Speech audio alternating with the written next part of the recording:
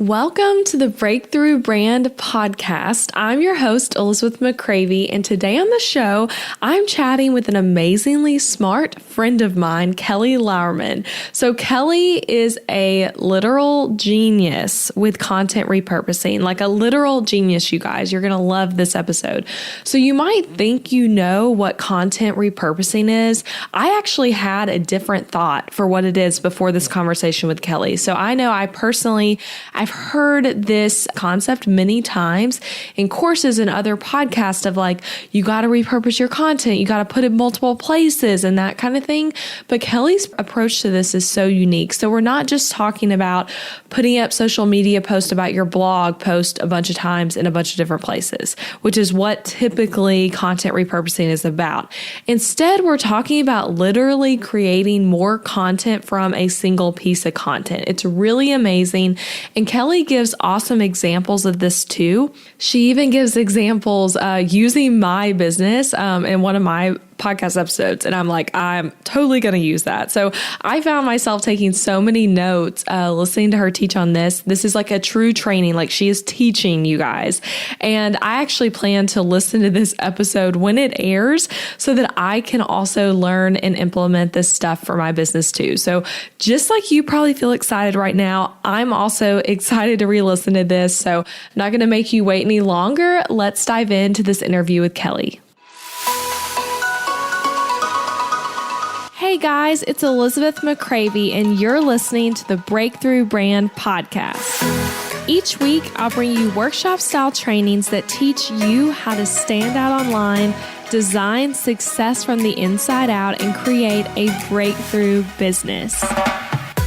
It's time to turn viewers into raving fans and design the business and life of your dreams.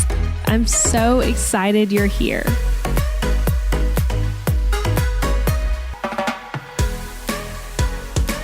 Okay, hello, Keleigh. Welcome to the show. Hey, thank you so much for having me here. Yes, I'm so excited. So let's tell everyone how we know each other to start. I think that's a fun way to start. You want to tell? Yeah, absolutely. Well, we were in the same mastermind for almost a year probably together. And so we met through Amber Housley's Inspired Coterie and just kept it going from there with Bloom and Grow Live. And we both spoke at Bloom and Grow Live, and we've just keep meeting through Amber, it seems, over and over again. Yes, and we've gone on 2 trips together, the beach trip. Yeah. And then when I was in Portsmouth for Amber Lillestrom's event, and you were at that too. So I forgot about that. I know. I forgot about that trip too, because that feels like so long ago now. And it was a short event. It was like one day. So yes. Little, or 2 days. Yes. So I'm so excited to talk to you today about repurposing content, because I want to give everyone the background to when we were at Bloom and Grow Live together, we both were speaking. And you spoke on this. I spoke on website conversion type stuff, and we were speaking at the same time. So I never got to hear what you shared, but literally, you guys, everyone was just raving about what Keleigh said. Like, so many people were like, did you hear Kelleigh's talk? Like, you need to hear it. Elizabeth, why weren't you there? And I'm like, oh my gosh. I'm like, I want, like, Megan seriously was like freaking out about your talk. So anyway, I was like, even at the time, I was like, I need to have her on the show to tell everyone and me, since I'd missed it, everything you said there. So I'm really excited to do all this. But first, let's back it up and tell everyone who you are, where you live, and a bit about your business. Yeah, so I am Keleigh Lauermann. I live in New Hampshire, which is about an hour outside of Boston. And in the time of recording this podcast, I am in the midst of moving to New Jersey. So by the time people hear this, I may not live in New Hampshire anymore. But so anyway, up in New England, and I have a business called Anchor Design Co., where I serve women in the Mary Kay sales force by creating tools and systems that help them run efficient, profitable, and sustainable businesses. And this is also a really exciting year because I'm really digging into my personal brand so that I can share the useful tidbits that I've learned along the way of growing Anchor Design Co. to be a 6-figure business, so that it can be just a little bit easier for others to do the same. So more on that to come, but really exciting. Yes. And I love everything you do. And we're going to talk more, you guys, towards the end of this about niching down so specifically, because Kelly's done that really well. But also, you're someone to watch, because I always am emphasizing to people that's important to build a personal brand in addition to your business. So I think it's going to be really cool to watch you do that more heavily this year. So I'm excited for you with that. I am too. Yeah, it's going to be awesome. And you listen to this podcast, which is fun. Yes. I feel, Elizabeth, and I tell you this on Instagram all the time, I feel like every time an episode comes out, I was asking myself the question that you're answering the day before, like truly. So it's so funny podcast. when you say that. Yes. And maybe now you will be answering someone else's question. I hope so. Yes, I really hope so. Yes. Okay. So let's dive into this repurposing stuff. So let's start with the why of repurposing. So someone might be listening and they're like, yes, I'm blogging. Yes, I create Instagram posts or podcast or a YouTube channel or whatever. So tell everyone why they should care about repurposing that content. What purpose does that serve? And maybe even explain a little bit of what repurposing even means. Yeah. So repurposing is basically when you take your piece of content that you already have, your juicy piece of content, and I'll talk about what that means later, and you break it apart into little bits. If we go on the Megan Taylor side of things, we would say we turn it into confetti and we just sprinkle those pieces everywhere. So we're just taking that big piece of juicy content and breaking it up into as many pieces as possible so that it goes further than just sitting on our blog or our podcast or on YouTube. So repurposing content serves a couple of purposes for us. It helps our audience see our message. So we all know that we don't have full control over who sees each individual post we make on social media. Every platform has an algorithm that basically decides for us who sees what. And so if you write 5 social media posts on one topic, it's almost guaranteed that the same person will not see every post. So someone who missed that first post will see the second one, and someone who's new to your audience will see the third one, and so on. So when you take your, say, a blog post and you break it up into those 3 posts, 3 different people are seeing those that you might have missed if you only did it once. And then there will be a little bit of overlap, but this is good. It takes multiple interactions with the person before they feel comfortable making a purchase or taking some type of action. And so the same goes for learning something new. The more somebody in your audience sees the information that you're giving to them, explained in different ways, the more they can absorb that information. Whether you want them to buy, click a link, opt into a freebie, or learn a new concept, whatever it is, getting your audience to take action or learn something requires some TLC. And this is one way that you can do that.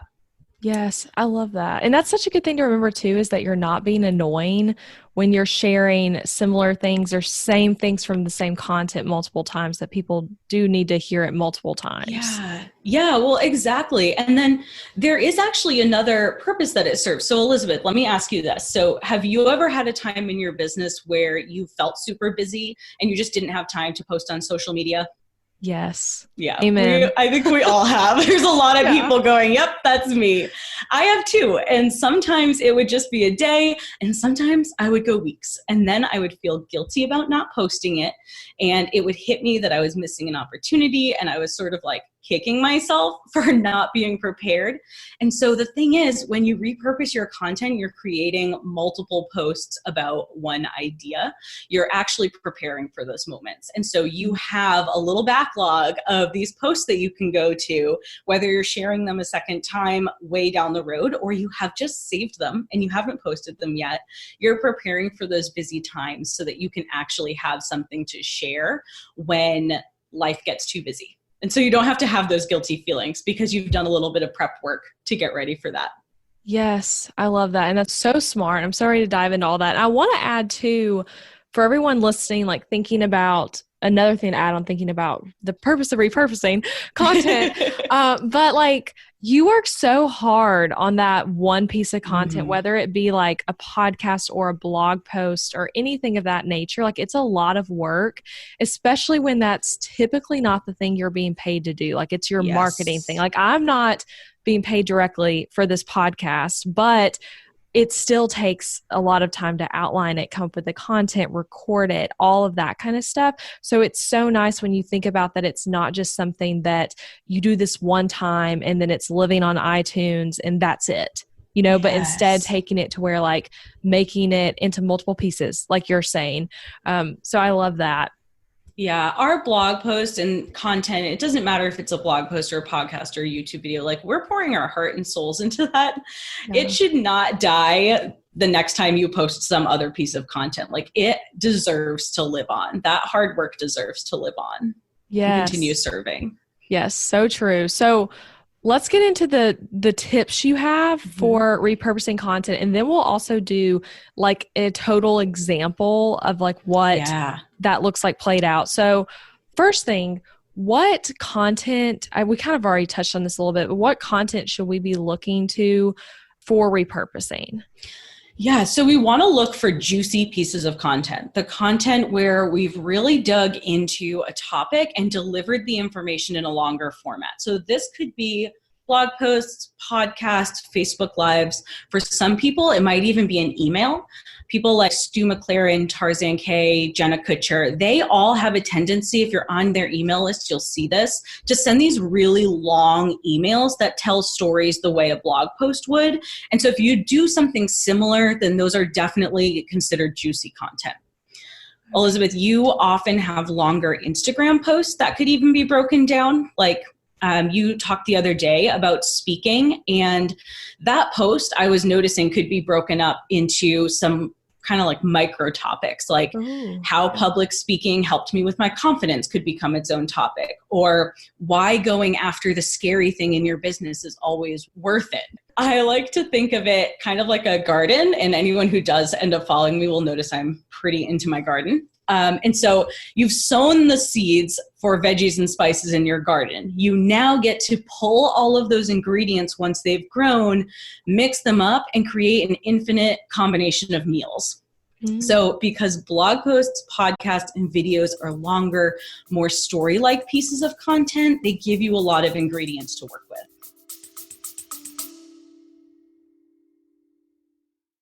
Interrupting this episode with a suggestion for the small business owners listening.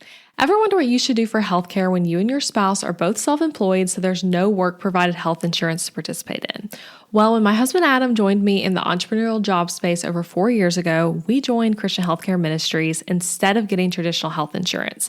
And it was the best decision for us, especially in these years of growing and raising a family while also running multiple businesses. CHM is a health cost-sharing ministry and is a faith-based alternative to health insurance. We did tons of research before choosing CHM, and if you know me and Adam, you know we are all about doing the math when making big or small financial decisions. And even though it's not insurance, CHM shares 100% of eligible medical bills, which is more than the typical 70 or 80% of medical bills paid for by insurance companies. All sharing is determined by the CHM guidelines, which you can check out before and after joining. And for the mamas and mamas to be listening, you truly cannot find a better healthcare option for maternity care. I had a vaginal delivery and a C-section and birth center care and hospital care between my 2 pregnancies and births, and it was all 100% shared for. And outside of birth, we've had our share of emergency room visits and procedures as a family, and those costs were all shared by members at Christian Healthcare Ministries, leaving us only paying our monthly contribution. CHM is less expensive month to month than insurance, and because there's no network, you can choose your care with whichever providers best fit your family. I seriously just cannot recommend Christian Healthcare Ministries enough. You've got to check them out. Go to elizabethmccravey.com/CHM for more information. Also putting that link in the show notes, elizabethmccravey.com/CHM. Now back to the episode. Okay, I love that. And I love what you're saying too, that example. I'll link to that in the show notes, you guys, the Instagram post she's talking about that I did. But you're so right that like, I think that post had like 3 points in it, but those points could each be their own post itself or a podcast or a blog. So I love that. So we're looking to juicy pieces of content that are more expansive, whether that be like an email, blog post, podcast, all of that. Okay. So I love that. Let's go to your second tip. Yeah. So my second tip is to not assume that your audience is everywhere all the time. This is super important because if you're sitting down to write 15 pieces of content all on the same topic, it's almost guaranteed that you're going to start feeling like you're saying the same thing over and over and over. And that is because you are. In a 2-hour span, you might sit down and literally write about one topic from, say, 15 angles. But the thing to remember is we're not posting all of these mini pieces of content, we'll call them, back to back on one platform. We're going to sprinkle them in on multiple platforms across a few weeks or even a few months. So with that, what's important is to remember that a person who sees your Facebook post on Tuesday morning is not the same person who's hanging out on Instagram on Thursday afternoon. And they're definitely not the same person who's like binge watching late night YouTube videos on Monday. So when you distribute your content on multiple platforms in multiple formats over a period of a few weeks or months, you're actually meeting your audience halfway. You're showing up on their preferred platform and you're serving them in the way that they prefer to consume information. And not only do they appreciate that, but you're reaching a larger audience by doing so. I love that. Yeah. And that's something that can be so hard because you can feel like you're pestering by doing similar stuff everywhere. And another thing I want to point out here, you guys, is when you're posting something like, let's say on Instagram, and then you're repurposing it for Facebook, they need to be slightly different. For like on Instagram, you might say like link in bio. That doesn't make sense on Facebook. So like make sure you're editing it differently so that the people don't feel like they're like spying on your conversation with your Instagram audience when they're with you on Facebook, and that kind of thing. Yeah, absolutely. I've definitely had some awkward moments where like the tags are in the body of a Facebook post that would be on Instagram. Yeah. And it just looks strange. Yeah. No, you do really good on Facebook. I think I might have told you this before, but like I need to get my Facebook game together. That's one of my goals for this year. I'm like so heavy on Instagram. I'm like, I love Instagram, but then Facebook is like the stepchild I'm like neglecting. So I'm like, I need to. I've been there. Yeah. I realized this past year that my audience is more on Facebook than I wanted to admit. I was in denial for a long time. That's interesting. Yeah. So, okay. So we don't want to assume our audience is everywhere all the time. All right. So the next thing, so you told me about a specific type of blog post or content that is like the easiest kind to repurpose. So you guys listen in for this one. This is really good. So let's talk about that type of content. Yes. So the type of post that is easiest to work from, especially if you feel like maybe you're not the strongest writer or you don't really know where to start, is making a list. So we've all seen those blog post topics where it's like 3 tips for better SEO or 5 things to look for when hiring a wedding photographer. So those lists help a lot. So they're easy because they're very forgiving. If you don't consider yourself a strong copywriter, or maybe you feel like you don't have a ton of time to give a blog post that you're writing the attention that it needs, this is a good place to start. When you're writing from a list, you really only need to keep paragraph form in the introduction and the closing, but the meat of the content can be shorter, choppier thoughts separated by bullets. So you don't have to really worry as much about making things flow. And for me, I found that that's where I spend the most time writing blog posts, is just trying to make it flow in some way. Yeah. And they're also super easy to repurpose. So this is similar to the Instagram post we just talked about, where you were kind of giving some tips. Like if you didn't specifically say in your Instagram post about public speaking that, okay, I'm going to share 3 tips, but if you read it, we could break it up into 3 tips. It was basically a list. And so what we did when we were talking about repurposing that is we took each step in that list and created another topic from it. So you could create individual social posts or 5-minute videos for Facebook. See, if you want to go on Facebook, go grab that post.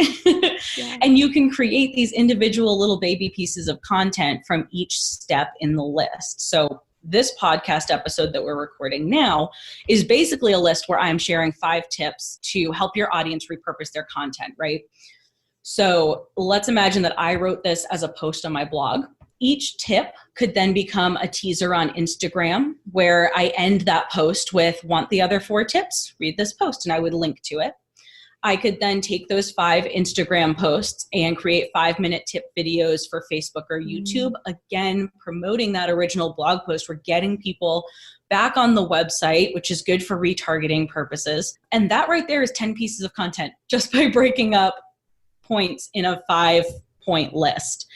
And then the last really simple, this isn't so much a tip, but I just want to give permission to everyone to not feel like you have to start with your number. If you're writing a list and you're just trying to come up with, we'll use the example of things to look for in a wedding photographer. You might not have 5 tips off the top of your head. So as you're writing, just make your list and then count how many items are in your list. That's your number. It doesn't have to be 5 or 10 or like a round number. It can be 7. It can be 13. No one cares about the number. It's more about what's there. Just count it. And that's the number you use.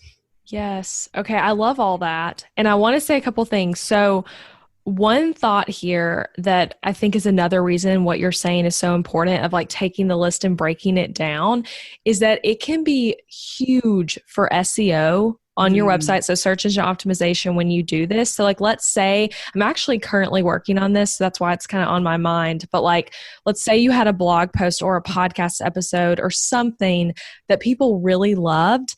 For me, that would be the podcast. I wish I remembered the number off the top of my head, but where I was saying 8 ways to stop treating your business like a hobby. It was something of that nature. I'm glad. Yeah. That was like, that's one of the most downloaded ones.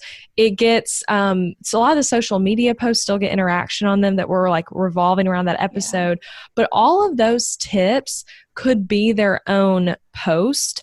And one of them specifically about using a real payment processor, not using like, Venmo to have people pay you. I've already written it, have not published it, but making that into its own blog post that's like why you shouldn't use Venmo to accept payments for your business. And that is more likely to rank in Google for that type of search than that whole post is where that's just one of the points. You know what I'm saying? Oh my gosh, such a good point. I think that's fun there. And then also thinking about what you're saying about like list and listing, like you're right, that's easier to write content that way. And in addition to that, it's easier for people to follow along with list. You guys will probably notice a lot of the podcasts that you enjoy that are not interviews necessarily, but more solo shows, people tend to be going through a list of things. It's easy for your mind to follow because it's like concrete points that the person's making, like one after the other.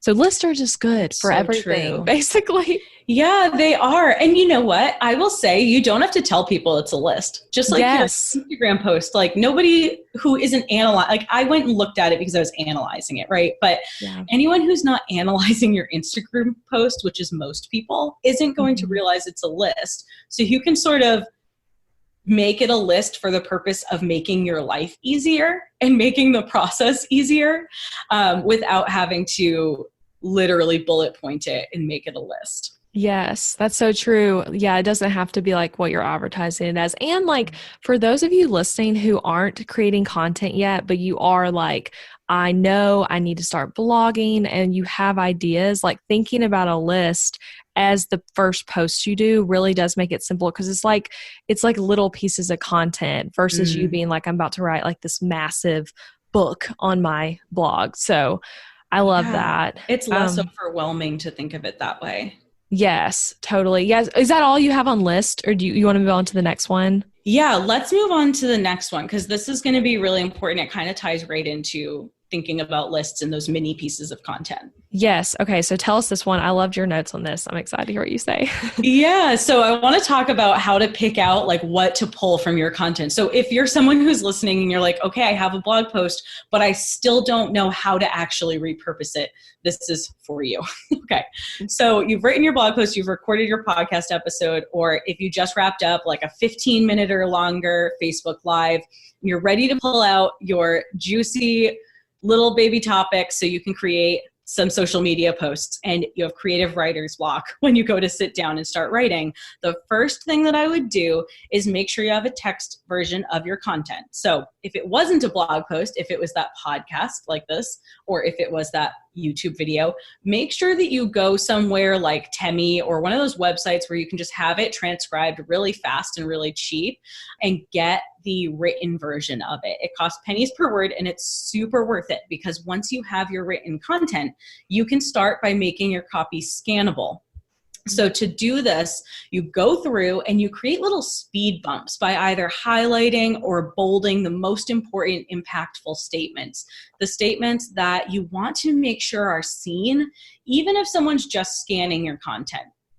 So often you'll find that these phrases and sentences make for just really catchy headlines. And so they're great for actually being in your blog post, if that's what it is, if that's a blog post that you're starting from.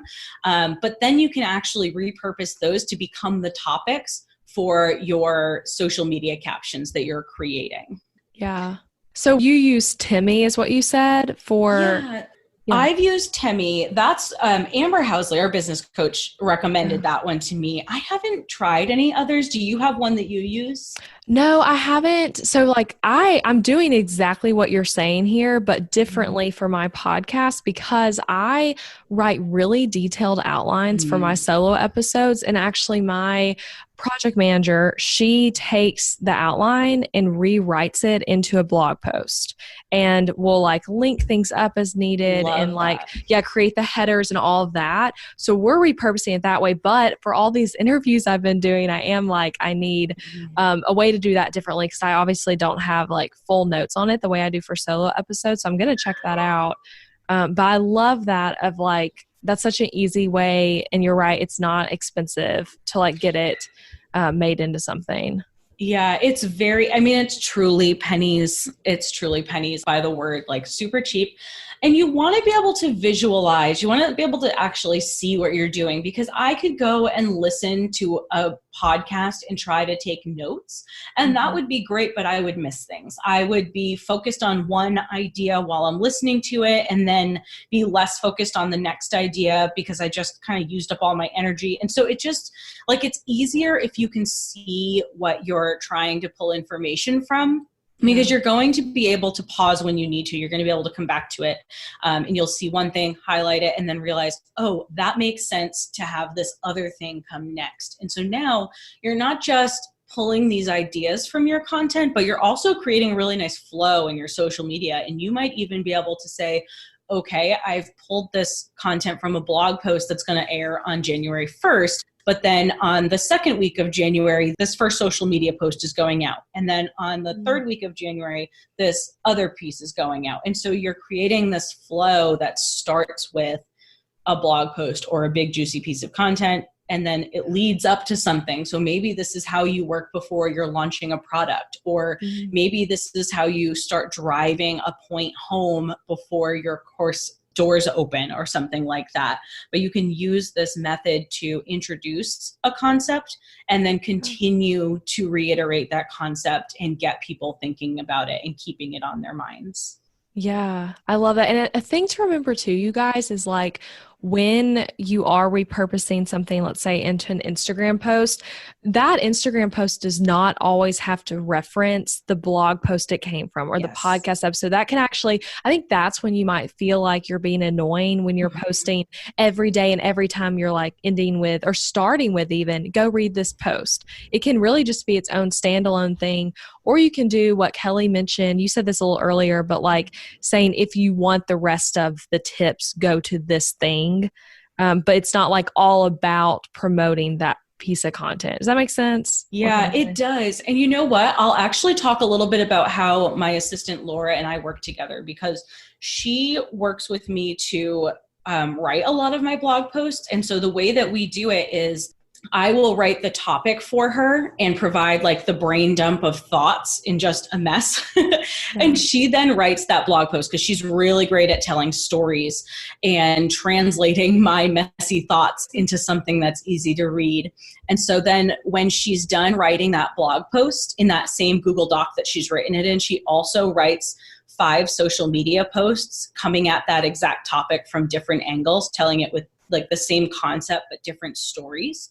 And then 2 of those get scheduled right away for the week that the post goes live. So the post usually goes live on a Friday. And so there's like the blog post goes live on a Friday and there's a social post to go with that. And then Monday, I share the second social post. Those 2 posts have links back to the website in them always, every time, because it might be the first time it's more likely to be the first time that someone's seeing that post. The other 3 do not necessarily have a link. Those are where I'm more likely to actually take something from the blog post and teach about it, or just take a concept and really cover that concept from a different angle, but not link back to the post. Those are usually more educational.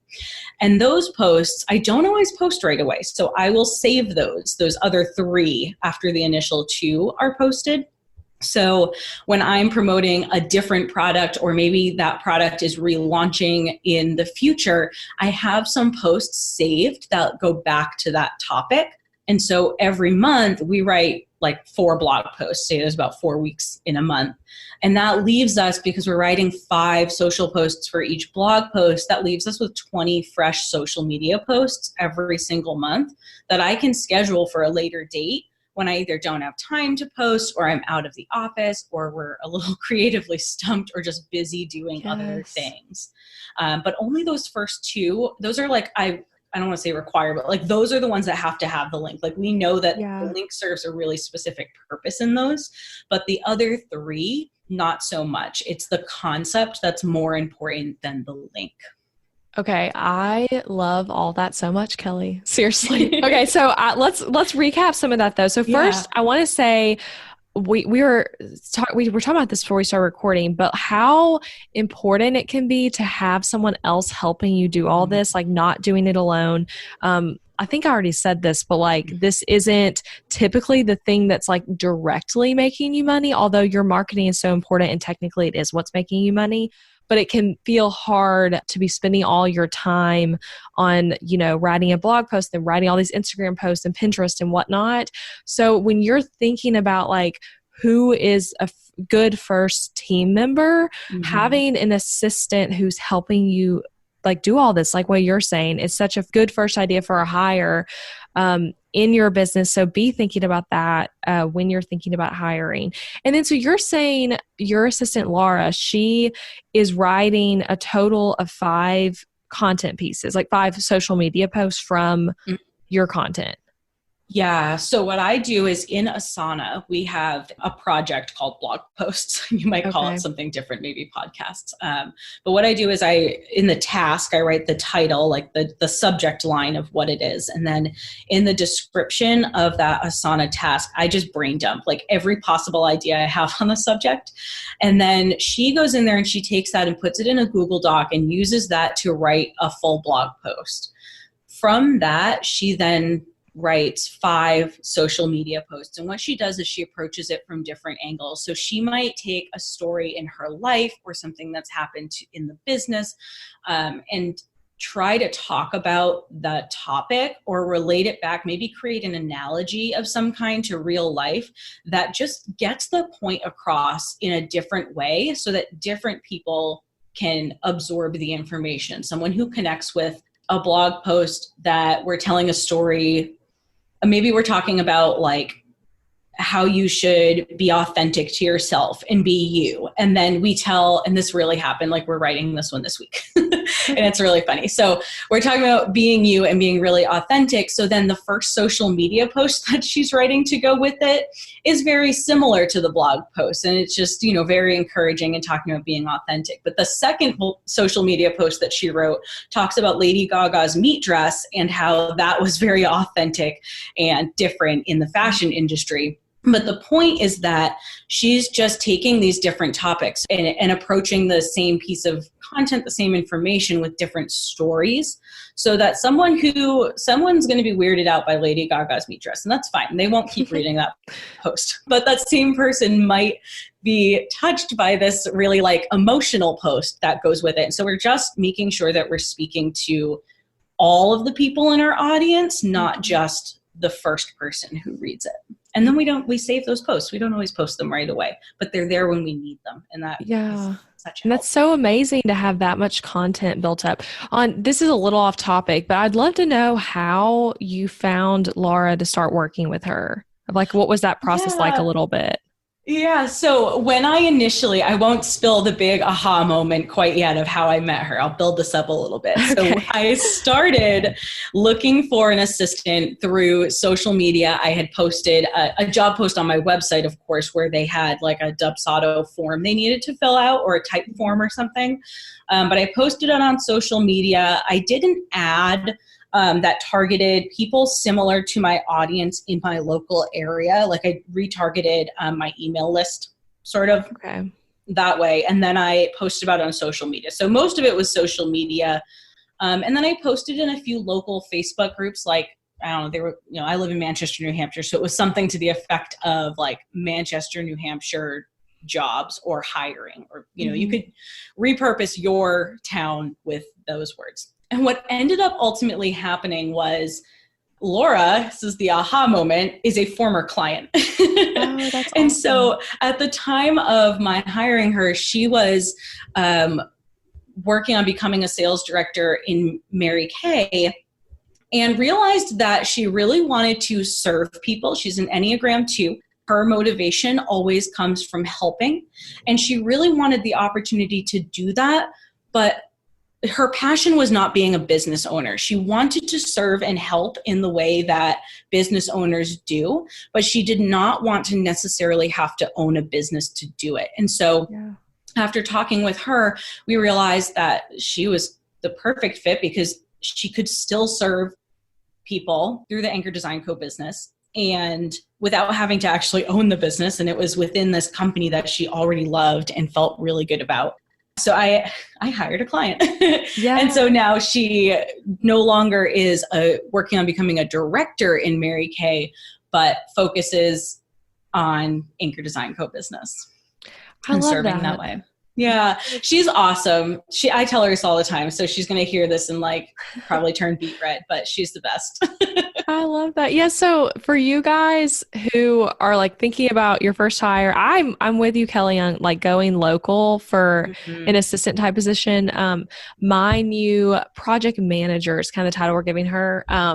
But she's local to Nashville, which I've just loved so far. So thinking about like what you just said of like looking for local applicants, I actually had my best applicants come from Craigslist, which might be unexpected of like, Craigslist, but like I did job postings all over the place, and the people who I most interviewed and the Abby, who I ultimately hired, was from the Craigslist posting.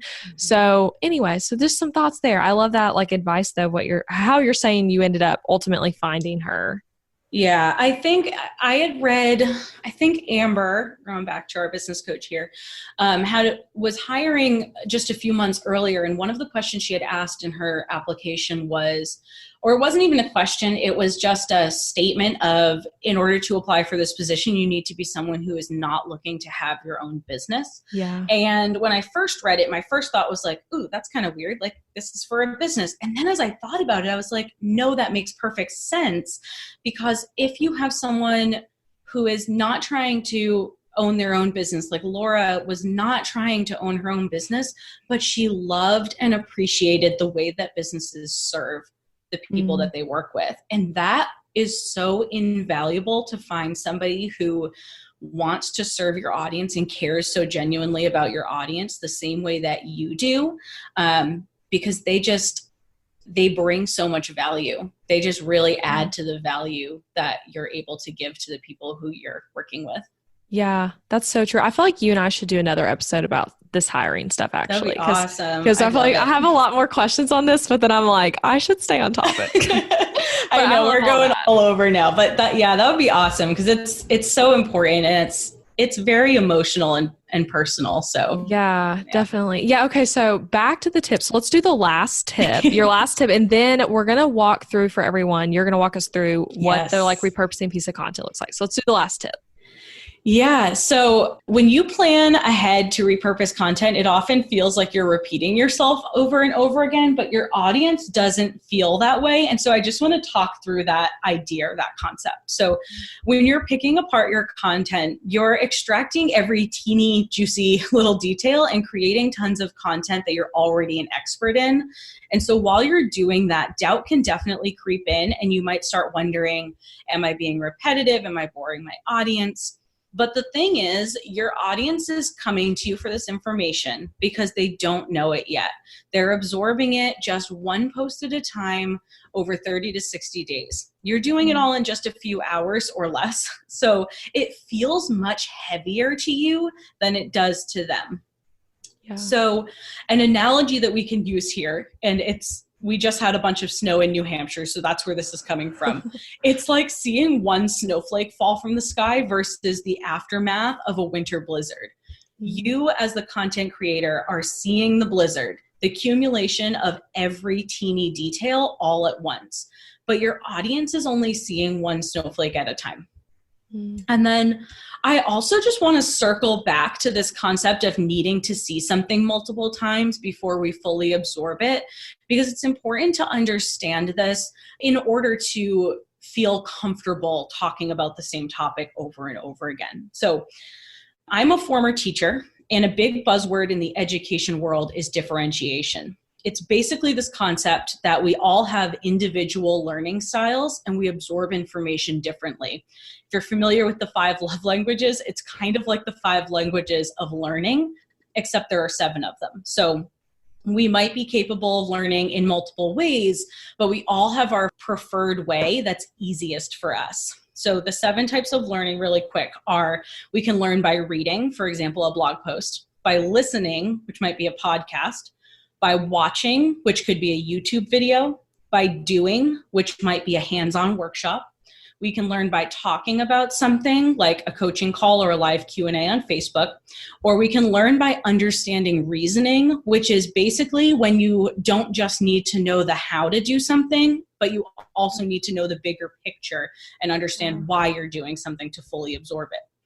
So by taking our content and repurposing it in multiple formats on multiple platforms, you're making it easier for your audience to learn from you, to actually absorb the content that you're putting out into the world.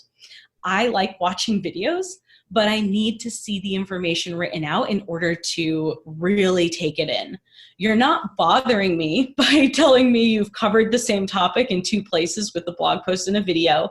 You're just telling me that you're willing to go the extra mile to create content for everyone in your audience, and now you're reaching a larger audience. Oh, that's okay. The preferred learning styles. I did not know that. That's so cool. Yeah. So like I said, we all can probably multitask. Like we can all get information in different ways, but it's easier for us in one way. I like to be able to read things. I need to see it written out. I need to take notes.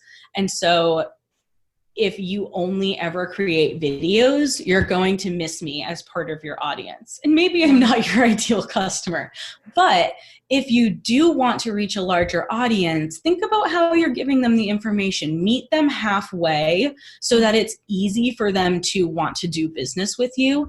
Don't make them work for it. Make it a little bit easier. Yeah, I love that. And also so for me, I would say my preferred learning way is probably listening and reading combo, which is why I love podcasts so much. But there's so many people I really enjoy, but who do YouTube as their main thing. And I've always thought I wish you would repurpose this into a blog post too, or into a podcast too, so I can consume it on the way that I prefer. So I love, and that's why for this show, every episode is a blog post too, where you can read it if you wanted to, or you could listen to it. And then, thinking about some of the understanding and reasoning, in some ways that could be like a freebie that's taking it further, or hands-on even, with the freebie you have for us, which we'll get to in a minute, you guys, but Keleigh has an amazing freebie, but that's kind of taking it to the doing part. So really it's covering all of it. Yeah. And you know what's interesting? If you think about a Venn diagram, so on one side, you think about the circles overlapping. On the left, you might have the written format, which is your blog posts. And on the right, you might have your video format, which is your YouTube videos. And if you're only doing one, you're only serving one circle or the other, and there's a whole overlap in the middle that you could be serving too. And so you really are expanding your audience by making sure that you've got one or two different ways, or maybe even three, that you're actually sharing your content, your information. And let your posts live on a little longer. They deserve a longer life. Yes, that's so true, because you're working hard on them. Yes. So they deserve that. Yeah. Okay. I love all that. Let's do this. Walk through an example of a repurposed piece of content and what that could look like. Yes. So excited about this. I love doing this for other people. I'll just say, like, it's so fun for me to go look at someone else's blog post and be like, okay, let's make a list. So I loved doing this. But before I dive in, like I said earlier, if you have a podcast or a YouTube video, it's really helpful to have it transcribed before you do this so that you can see everything that you said. It just makes it a lot easier to dissect. And I know you already do this, Elizabeth, because you have blog posts. If not for all of your podcast episodes, I'm not sure. They're at least there for quite a few. Yeah. But I just wanted to make sure I throw that quick reminder back out there for everyone listening. Yeah. Okay. So we're going to talk about episode 48 of your podcast, where you share how to create the perfect contact page for your website. So I've made a list of 15 unique pieces of content that you could create from this one episode. Oh my gosh. I'm so excited. I'll send you this list afterwards. Yes, please do. Okay. No, I say that I did make this list before we started talking, so I'm not coming up with it on the fly, but I wanted to share that did not take me 40 minutes to come up with. This took about 5 minutes to come up with. And I just want to point that out in case anyone heard me say 15 pieces of content and started feeling a little queasy or overwhelmed. This is not an all-day task. In fact, it's better if you push yourself to work really quickly, because then you don't overanalyze, and your audience is not overanalyzing. They have very simple questions. And so you want to answer those simple questions. All right. So here's the 15 pieces of content for your podcast episode, how to create a perfect contact page for your website. So first, we've got the podcast. That's your first, you have to have the podcast to get started, right? Yeah. Then you're going to send an email to your audience introducing the podcast. And I would auto resend a second email to the people who did not open the first one. So this is the third piece. By doing that, you're going to be able to reach more people who didn't see it initially because maybe they just deleted it without thinking. They weren't in the mindset ready to read it. Okay, so we've got the podcast, email one, and an auto resend to people who haven't opened the email. Then we can do a Facebook Live, cover the whole topic. Then we can take that Facebook Live and put it on YouTube. So you're just downloading it and you're uploading it to YouTube. You're not recording it over again. Okay. Then 6, we can create a blog post. So we can transcribe and add exactly that to the blog post, maybe clean it up a little bit. This is obviously big SEO juice for your website. We can create an Instagram post where we are introducing the post. So this would be very basic, like, hey, I covered this topic. Go listen to the podcast episode. You're literally just introducing. Then we can have another social post where we're talking about the difference between a service or a product-based business and how this affects your contact page. So you can dig deeper into that specific topic. Then you can have another social post where you talk about why you need an email and a contact form. And you could keep this short and sweet like it is in your episode, or you can expand on it. Then you can talk about the 5 questions you need to have in your contact form. This is long enough that it doesn't need too much expanding. And so it's an easy post to be able to make on social media without having to spend a ton of time. Then we can talk about why it matters, where you set up your contact form. So you're an affiliate of Dubsado, Elizabeth. So this would be an opportunity to actually talk about what you love about Dubsado and even promote that affiliate link. Yes. You can talk about why you might want to hide your email list, but actually shouldn't, which I think is a whole big topic in and of itself, especially if you're getting into PR and maybe trying to connect with other business owners. You can talk about why smiling in a photo is one of the most important parts of your contact page and how that builds relationships.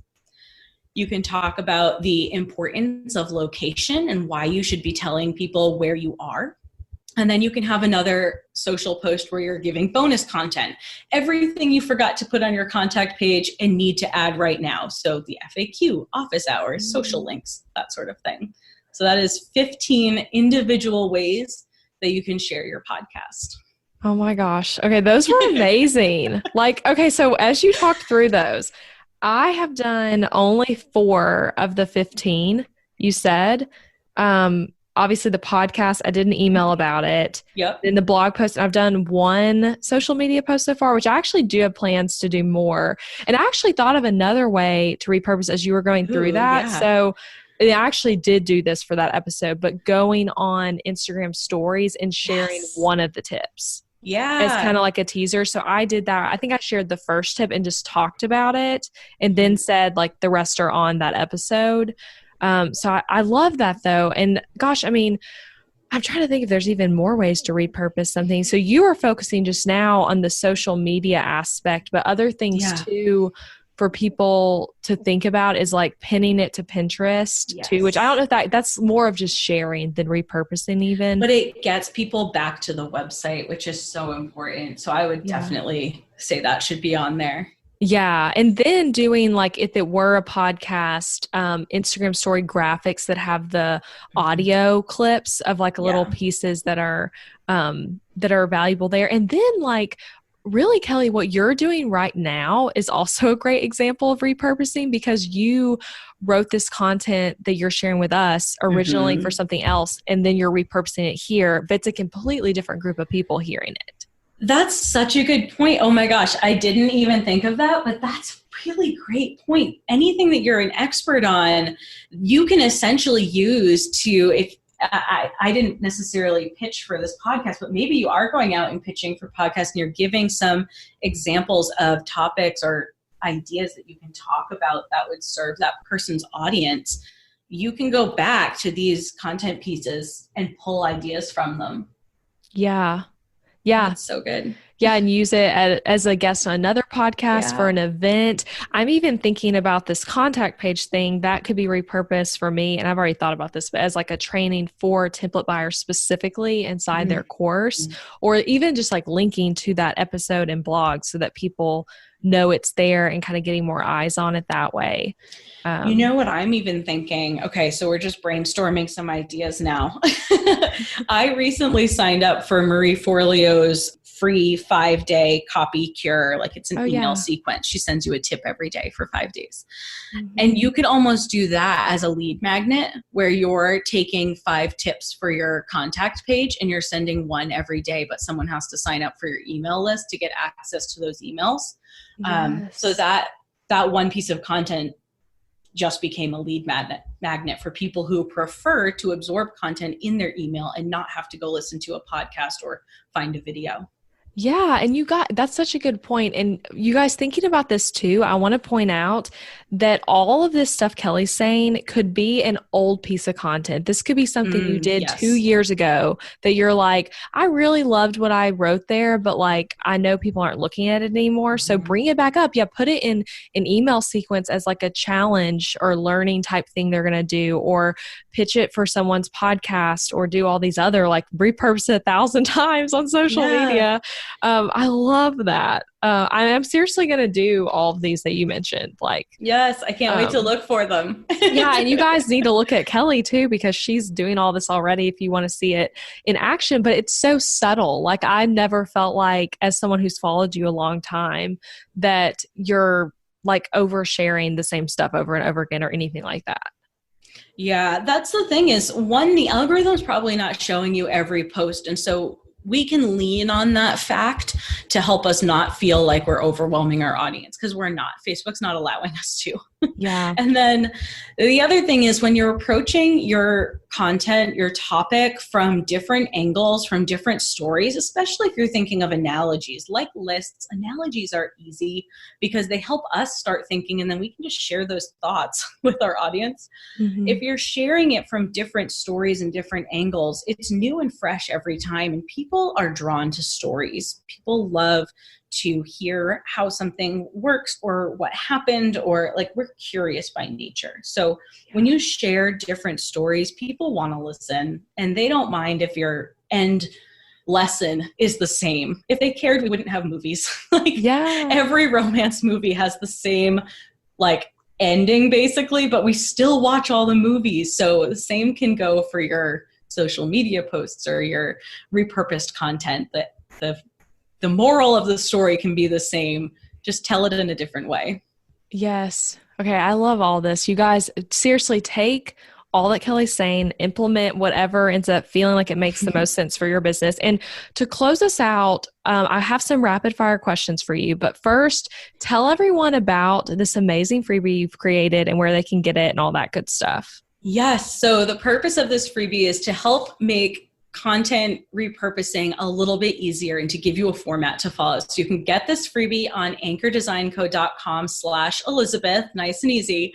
And what you're going to be able to download there is a Google Sheet that you can actually copy to your Google Drive and then edit and type right into. And it essentially allows you to brainstorm your topic and then all of the different ways that you can actually repurpose. So it gives you some tips on what you might talk about. It gives you some tips on different social media platforms to go through. And you're able to basically plug and play. You're taking your information and putting it into these different boxes, and then you're creating your content from there. So it really just gives you a tool so that you don't have to feel like you're running down the road without seeing the end. Like it gives you a path that you can follow that hopefully will make creating that content, repurposing that content a little bit simpler, a little less overwhelming. Yeah. And I'm so excited to use this freebie as well. Yeah, I can't wait to send it to you. I'm so excited about it. Thank you for making that. Yeah. And you guys, I'll link to that in the show notes so you can just click directly to it and download it that way as well. So thank you for that, Keleigh. And okay, to close us out, I have fun questions for you. And then I want you to tell everyone where they can find you. So first question though, what is your favorite recipe to bake in the kitchen? Okay, I'm not much of a baker, but I love cooking like savory, Let's but do I'm not cooking much of a then, sweet. Yeah, if you want to do a cooking thing. Yeah, so if you like fish, go Google Nordic haddock and follow the first recipe that comes up. It's amazing. It's just such a good recipe with lots of like different little ingredients and flavor, but it's also super easy and only takes one sheet in the oven. So it's best of both worlds. It's delicious. Oh, okay. I'm going to look that up. Okay. Yeah. Favorite Mary Kay product? Okay, it's definitely the charcoal mask. I use it pretty much every other day. I don't naturally have clear skin. That's always been a struggle for me. And the Mary Kay charcoal mask is like my secret weapon. Oh, okay. I need to try that. That sounds amazing. It's awesome. The most impactful business book you've read? Okay, it is not technically a business book, but it's Emily Lay's A Simplified Life, which is kind of a lifestyle book. I actually wrote a blog post about why I love this. It's on anchordesignco.com. If anyone's interested, you'll find lots of content repurposed from it. The overarching message in the book is that in life, we only need the best of each item, our favorite items that have like emotional value, and the necessary items. So best, favorite, and necessary.